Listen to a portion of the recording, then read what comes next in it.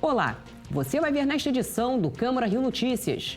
Em sessão extraordinária, vereadores do Rio rejeitam 7 vetos do Poder Executivo e aprovam projetos em primeira e segunda discussões. Câmara do Rio promove audiência pública para debater as condições técnicas do edital de licitação para locação de novos ônibus articulados para o sistema BRT. E o uso de máscaras em locais fechados, como as academias, vai continuar obrigatório.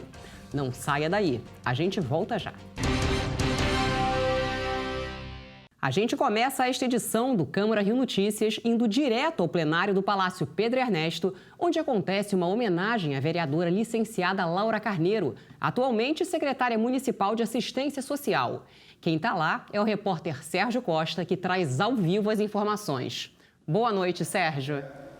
Boa noite, Ingrid. Olha, a secretária municipal de Assistência Social, Laura Carneiro, recebe a medalha Chiquinha Gonzaga numa iniciativa do vereador Célio Luparelli, professor Célio Luparelli. Essa cerimônia que foi aberta pelo presidente da Câmara, o vereador Carlos Caiado. A medalha oferecida a personalidades femininas que reconhecidamente tenham se destacado em prol das causas democráticas, humanitárias, artísticas e também culturais. Laura Carneiro assumiu o primeiro mandato de vereadora aos 25 anos. Desde então, foi vereadora mais outras 3 vezes, sendo relatora adjunta da Lei Orgânica do município e também autora das leis que criaram os conselhos de saúde, os conselhos tutelares e as subprefeituras. Também foi deputada federal. Bom, de forma híbrida, também foi homenageada com a medalha de mérito Pedro Ernesto a então vereadora Silvia Pontes. Antes dessa cerimônia, eu conversei com a homenageada secretária de Assistência Social, Laura Carneiro. Vamos acompanhar. Para mim, essa é a casa onde eu comecei a minha vida pública, essa é a casa que eu mais amo, essa é a representação da cidade do Rio de Janeiro. E é sempre uma honra ser homenageada aqui especialmente, né? E das mãos de Célio Luparelli ainda mais, porque é um dos nossos decanos, um desses homens que tem um valor especial para a cidade do Rio de Janeiro. Então, claro que receber o reconhecimento dos vereadores da casa é sempre muito bom. E os vereadores do Rio derrubaram nesta quarta-feira vetos do Poder Executivo na lei que coloca a cidade do Rio de Janeiro na vanguarda para a instalação da tecnologia 5G. Projetos de lei foram aprovados em primeira e segunda discussões. A repórter Simone Braga acompanhou. Normas para a implantação e compartilhamento de infraestrutura de suporte e de telecomunicações. Isso é o que prevê o projeto de lei de autoria do vereador Carlos Caiado, em conjunto com mais 11 parlamentares, que foi vetado pelo Poder Executivo. Na sessão desta quarta-feira, o veto foi discutido no plenário. Entendo que a Prefeitura tenha preocupações do ponto de vista burocrático de execução, mas os especialistas das telecomunicações entendem que para que a gente consiga realizar a instalação de milhares de antenas no curtíssimo prazo e que o Rio de Janeiro, que já vai sair na frente, mas saia ainda mais na frente na captação desse investimento, podendo gerar tantos empregos e tanta renda, eu acredito que o texto original ele é o mais moderno. Eu acredito que 80% dos vetos estejam sendo derrubados nesse momento, né? O governo irá encaminhar pela derrubada dos próprios vetos, né? Dentro desses que foram acordados na reunião. Então, entendo que e os pontos ainda que foram levantados, que ainda vão ficar pendentes, serão tratados através de uma regulamentação a ser publicada posteriormente pelo Poder Executivo. O veto foi rejeitado e os vereadores também rejeitaram mais 7 vetos do Poder Executivo a projetos aprovados pelo Parlamento, entre eles o de autoria dos vereadores Rafael Aloysio Freitas, Felipe Michel, Márcio Ribeiro e Raimon, que prevê o tombamento do imóvel que abriga o Grêmio Recreativo Escola de Samba Unidos da Tijuca. O projeto de autoria do vereador Jones Moura, que institui o banco de sangue e de medula óssea no município, e o veto ao projeto que tomba, por seu valor histórico, social, cultural e esportivo, o complexo esportivo do Campo Grande Atlético Clube, em Campo Grande. Depois dos vetos, o parlamento aprovou em segunda discussão o projeto de autoria dos vereadores Paulo Pinheiro e Márcio Ribeiro, que dispõe sobre a fixação do trajeto das linhas de ônibus nos respectivos pontos de parada. e o de autoria dos vereadores Jorge Felipe, Tânia Bastos, Carlos Caiado e mais 5 vereadores e da mesa diretora, que dá o nome de presidente Aloysio Freitas à ala B, localizada no saguão do Palácio Pedro Ernesto. Também foi aprovado em primeira discussão o projeto de lei de autoria da vereadora Mônica Benício, que tomba por interesse histórico e cultural o restaurante La Fiorentina, localizado no Leme. A solicitação do tombamento veio do próprio proprietário do restaurante e da classe cultural artística que, através de uma carta enviada para a nossa mandata, pediu o tombamento visando garantir a preservação do patrimônio histórico-cultural da cidade. La Fiorentina, na verdade, é uma parte importante da história e da cultura da cidade do Rio de Janeiro. Entre os projetos aprovados em primeira discussão estão o de autoria dos vereadores Alexandre Esquierdo e Dr. Gilberto, que institui a política municipal de incentivo à doação de sangue, medula óssea, órgãos, tecidos e partes do corpo humano, e o projeto de autoria do vereador Marcelo Arar, que estabelece diretrizes para a política municipal de inclusão de pessoas com nanismo. A proposta visa promover projetos de inclusão social destinados às pessoas com nanismo nas diversas áreas, como educação, saúde, trabalho, cultura, acessibilidade, esporte e lazer. O projeto de autoria do vereador Felipe Michel, que cria o Programa Municipal de Redução de Emissão de Gases Veiculares, Veículo Verde, foi aprovado pelo Parlamento Carioca em primeira discussão. A redução de 30% nos gastos de combustível, podendo diminuir 30% subsídio, passagens, o que quer que seja. E isso é muito importante pela emissão dos gases e pela diminuição do custo, já que abaixará em 30% o custo de combustível. A locação da frota do BRT foi discutida nesta quarta-feira, durante a audiência pública da Comissão de Transportes e Trânsito da Câmara Municipal. Os vereadores debateram com a secretária de Transportes, Maína Celidônio, as condições para formalizar o edital de licitação que prevê o aluguel dos ônibus por 5 anos, podendo ser renovado por mais 5.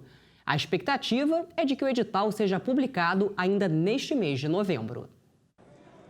A melhora no transporte é uma questão recorrente na gestão pública. Atualmente, a frota de ônibus que circula pela cidade conta com apenas 3.000 veículos para atender toda a população do Rio. Mas agora essa situação pode mudar. Nesta quarta-feira, a Câmara Municipal promoveu uma audiência pública para apresentar e debater as condições técnicas que serão inseridas no edital de licitação, que deve ser publicado ainda neste mês para efetuar a alocação de ônibus para o sistema do BRT. Segundo a secretária municipal de Transportes, Maína Celidônio, serão investidos cerca de R$1 bilhão com a alocação de uma nova frota de ônibus articulados do BRT.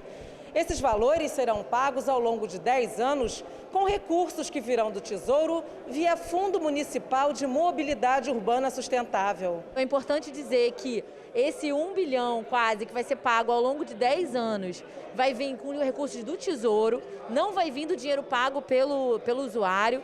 Essa receita tarifária vai ser usada para pagar o operador. Então a gente está subsidiando diretamente o sistema de transporte, pagando por essa alocação de frota e disponibilizando essa frota nova e bem maior para o usuário. O novo modelo de gestão para o sistema de transporte será inicialmente aplicado na frota do BRT. A previsão é de que os novos ônibus comecem a circular no segundo semestre do ano que vem. A estimativa da Secretaria de Transportes é de que cerca de 212 ônibus do BRT estejam em circulação até 2022, chegando a 515 veículos em funcionamento até 2023. Desses, 62 serão elétricos e 15 biarticulados. A gente entende que a coisa mais importante para essa recuperação é a gente trazer transparência para o usuário entender onde vai o dinheiro que ele paga na tarifa dele no dia a dia, com a licitação da bilhetagem, e agora renovar a frota do BRT com mais ônibus e ônibus novos, que vão ser lá custeados diretamente pelo poder público. Esse novo modelo de gestão já acontece em outros lugares do mundo, como Europa e Ásia. Objetivos visam a melhora na qualidade do transporte público e a descentralização do poder das concessionárias de ônibus, aumentando a competitividade e garantindo a continuidade dos serviços. Esse tema subsídio, recurso da população, dinheiro público para ser investido no transporte, era um debate complicadíssimo. mas o prefeito entendeu, a Câmara Municipal, os vereadores também entenderam que é, sim, necessário um aporte financeiro, dinheiro público para o transporte, que é algo extremamente necessário para o desenvolvimento da cidade, é o ir e vir do trabalhador. Então, eu estou muito esperançoso que para o próximo ano vai sair o edital, vai sair a licitação, próximo ano teremos novos ônibus articulados BRT e a população que agradece. E a Câmara do Rio vem acompanhando as tentativas da Prefeitura de melhorar o sistema BRT. 125 estações, 200 veículos e mais de 160 mil passageiros por dia. Este é um panorama do sistema BRT. Criado em 2012, o corredor de ônibus nasceu com a missão de levar transporte de qualidade aos moradores das zonas Norte e Oeste. Nesta terça-feira, os vereadores aprovaram em segunda discussão o Projeto de Lei Complementar 48 de 2021 e o Projeto de Lei 745 de 2021. Separam a tarifa pública cobrada do usuário da tarifa de remuneração pelo serviço e a possibilidade de contratação temporária dos atuais funcionários até o término da nova licitação. As propostas seguem para a sanção do prefeito Eduardo Paes. A Câmara do Rio vem acompanhando as tentativas de melhoria no BRT. Em abril, acompanhando a intervenção da Prefeitura, os vereadores aprovaram um projeto de lei que autoriza o poder público a investir recursos na renovação dos corredores. Uma emenda foi aprovada para criar um programa de segurança nas estações com a contratação de agentes para combater roubos, vandalismo e evasão nas estações. O BRT Seguro foi lançado em junho. O investimento previsto é de R$ 133 milhões até o fim do ano. A lei também determina a criação de um portal para a divulgação de todos os gastos e ações e o envio de informações à Câmara sobre todos os aportes ao sistema por estação ou trecho. Os vereadores também aprovaram uma emenda que permite a doação de recursos e bens ao serviço pela iniciativa privada, sem contrapartidas da Prefeitura. A concessionária fica responsável pelo ressarcimento aos cofres públicos de todo o investimento. E o Sindicato das Empresas de Ônibus entrou com um pedido na Justiça para suspender a licitação do novo modelo de bilhetagem eletrônica. O presidente da Comissão de Transportes da Câmara do Rio, vereador Alexandre Esquerdo, criticou a ação dos empresários e defendeu o novo sistema de bilhetagem. A gente nunca entendeu porque aquele que opera, aquele que presta o serviço também é aquele que detém todo o recurso. E por diversos anos a gente vem discutindo e debatendo isso. E é um avanço, traz transparência, lisura, com dinheiro público, né, com dinheiro que o pagador, o usuário do transporte. E realmente a gente esperava uma reação daqueles que operam hoje a bilhetagem eletrônica, mas eu estou muito esperançoso que essa liminar vai ser derrubada porque beneficia em muito tanto o executivo na fiscalização, no controle desse dinheiro para o cidadão, porque vai trazer diversos serviços e vai beneficiar bastante. E você vai ver no próximo bloco. A audiência pública da Comissão de Cultura da Câmara do Rio discute a carência de cinemas de rua no subúrbio carioca.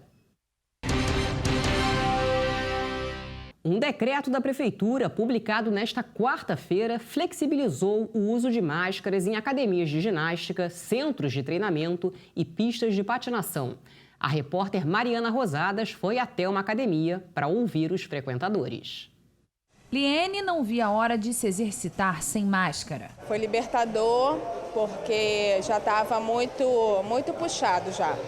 Até para fazer esteira, né? Era para correr, já não dava. Além de mais fôlego, Samuel sente a vida voltando ao que era antes da pandemia. A nossa vida foi restrita, foi tudo restrito.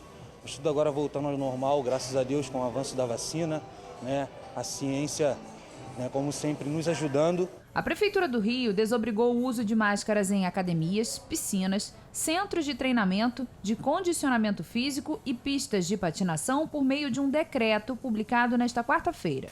Para liberar o uso de máscaras, os estabelecimentos precisam garantir que os frequentadores estejam com o esquema vacinal completo. Pessoas com mais de 60 anos, inclusive, precisam comprovar que tomaram a dose de reforço.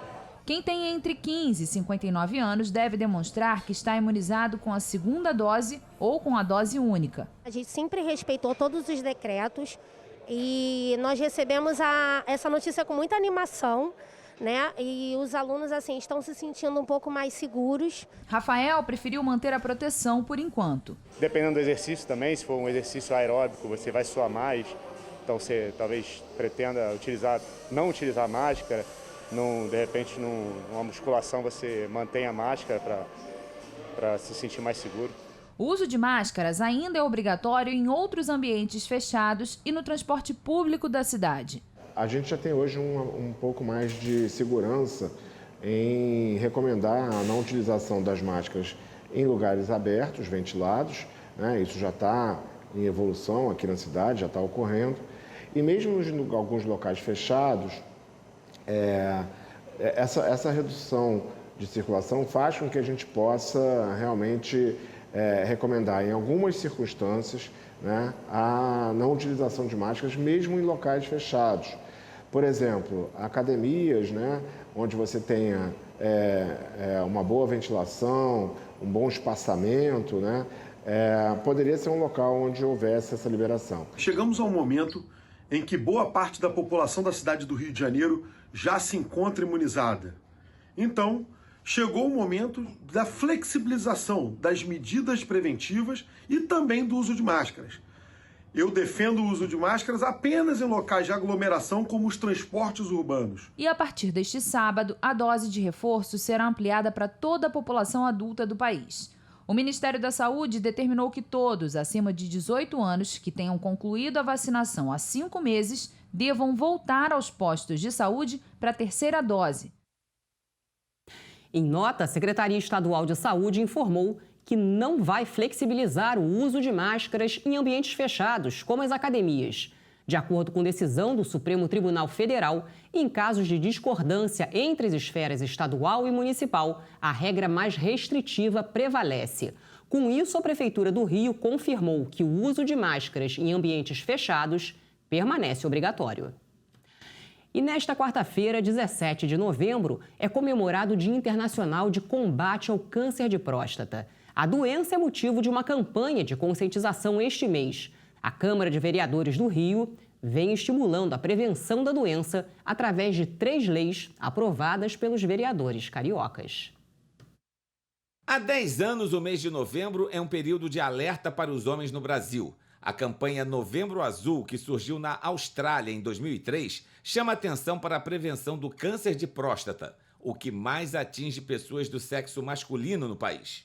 De acordo com os especialistas, homens negros e também os homens com sobrepeso têm maior possibilidade de sofrer da doença. A idade é um fator de risco. A partir dos 50 anos, as chances são maiores. Por isso é fundamental uma visita ao médico anualmente, a partir dos 45 anos. O exame de próstata consiste, inicialmente, numa avaliação de toque retal, em que nós conseguimos perceber se a próstata tem um nódulo endurecido, sugestivo, então, da presença desse tipo de câncer, e também através do exame de PSA, onde nós conseguimos ver com os líderes de PSA quais são as possibilidades também do paciente ser portador do câncer de próstata. Então, com esses 2 exames, o toque retal e a dosagem sérica do PSA, pode-se fazer uma avaliação inicial desse homem para saber se ele precisa fazer algum exame adicional nesse momento. Neste dia 17 é comemorado o Dia Internacional de Combate à Doença. Nas ruas, os homens mostram que estão deixando o preconceito de lado e se prevenindo do câncer de próstata. Todo ano eu faço. Eu tenho 68, então todo ano eu acho excelente. Para a saúde da pessoa tem que se prevenir, não é isso? O senhor começou a fazer a partir de que idade? 50 anos. Nós somos muito machistas, né? Tivemos uma criação machista. E a realidade é, se não fizer prevenção, vai perder a vida. A cidade do Rio tem 3 leis criadas pelo Parlamento Carioca que ajudam na conscientização sobre os riscos do câncer de próstata e na importância dos exames anuais. Uma delas inclui o dia 17 de novembro como o Dia Municipal de Combate e Conscientização sobre a Doença no calendário oficial do município. A segunda dispõe sobre a obrigatoriedade de colocação de cartazes com informações sobre o tema e também sobre o câncer do colo uterino e o de mama. A outra lei fala da efetivação de ações de saúde que assegurem a detecção precoce do câncer de próstata pelos exames de PSA. Não esqueça que o diagnóstico tardio do câncer de próstata pode ser a diferença entre você conseguir curar ou não a doença. O programa de reflorestamento nas encostas do Rio de Janeiro está completando 35 anos. É uma história de meio ambiente recuperado e também de vidas salvas. Morro dos Irmãos, Zona Sul do Rio, 1993. O mesmo ângulo em 2019. Morro da Formiga, Zona Norte, numa foto de 2020. Ele era assim em 1990. No Morro do Urubu, na Urca, Zona Sul da cidade, em 1990 a vegetação tinha quase acabado. E a foto atual mostra o morro coberto de verde. A transformação da paisagem do Rio de Janeiro é resultado de um trabalho de 35 anos. O programa de reflorestamento das encostas. As mudas nasceram em viveiros como estes, berçários de vidas, onde são cultivadas mais de 300 espécies nativas da Mata Atlântica. Esse programa funciona através da Associação de Moradores, fazendo uma solicitação à Prefeitura do Rio, junto à Secretaria de Meio Ambiente. Os técnicos vão ao local, avaliam a área e verificam a viabilidade de implantação do programa, através da aplicação de bolsas, auxílios a moradores locais, trazendo o benefício local àquela população, àquela comunidade, também o social, proporcionando benefícios a diversas famílias diretamente afetadas por toda a extensão desse projeto, que completa hoje 35 anos. Quem ajuda nesse projeto são moradores de comunidades. Mais de 15 mil trabalhadores já foram capacitados. É um mutirão de mãos habilidosas mantido pela Prefeitura do Rio. Ao longo de 35 anos, foram plantadas mais de 10 milhões de mudas, em uma área equivalente a 186 estádios do Maracanã replantados pela cidade. E para comemorar o programa que passou por 3 secretarias e se consolidou como uma política consistente de Estado, a Secretaria Municipal de Meio Ambiente realiza uma exposição no Forte de Copacabana. São 35 anos, entra governo, sai governo, e eles continuam levando à frente essa política pública de Estado, que já foi premiada internacionalmente algumas vezes e segue, mesmo depois de tanto tempo, na vanguarda das políticas ambientais do mundo. A Comissão de Cultura da Câmara Municipal do Rio realiza neste momento uma audiência pública para discutir o direito à cultura no subúrbio carioca e o patrimônio de antigos cinemas. O repórter Renato Chapô tem mais detalhes. Um dos temas discutidos na audiência foi o patrimônio de antigos cinemas de rua do subúrbio. Vários foram tombados, mas continuam sem uso. Um outro ponto da audiência foi a má distribuição de aparelhos culturais pela cidade. Isso é muito grave, principalmente no momento em que as salas de cinema são cada vez menos frequentadas pela população do Rio de Janeiro, sobretudo das camadas mais populares e mais pobres, pelos altos preços que são cobrados dentro dos shoppings para o acesso dos cinemas. Junto a isso, existe uma questão de preservação da memória afetiva desses espaços nos bairros suburbanos cariocas. O cinema, além de ser uma ferramenta para o ensino, também é uma ferramenta para o entretenimento. Tem entretenimento barato. Você aprende vendo. E essas salas estão lá, paradas, destruídas, né? São muitas as lutas, a luta pelo cinema de rua, a luta por uma cultura que de fato contribua com a cidade. A cultura no subúrbio, ela insiste, ela existe, ela é muito viva. E o Câmara Rio Notícias de hoje fica por aqui. Acompanhe nossa programação em câmara.rio e também nas redes sociais. A seguir, você acompanha o programa Câmara Rio Reportagem Especial. Hoje com o tema Novembro Negro, o racismo na cultura e nos meios de comunicação. Obrigada pela companhia. Amanhã a gente se vê.